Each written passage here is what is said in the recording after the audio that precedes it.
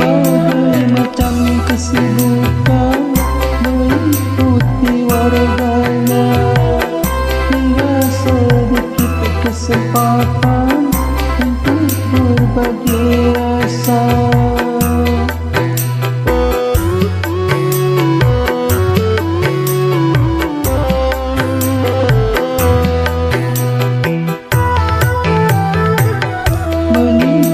Sudah terjiwa yang mengikat warganya, berkurang sudah tenggang rasa di antara sesama, rasa perseorangan.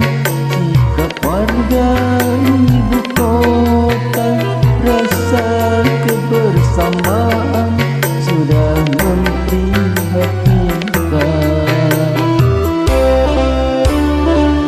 Setahun sekali bertemu dengan tetangga bisa bertemu di ibu kota, di ibu kota, di ibu kota.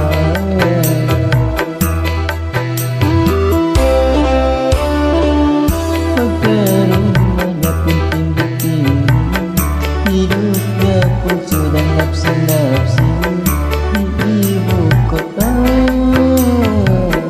di ibu kota, di ibu kota, di ibu kota, di ibu kota,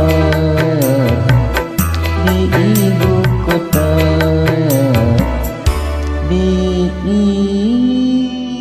ibu kota.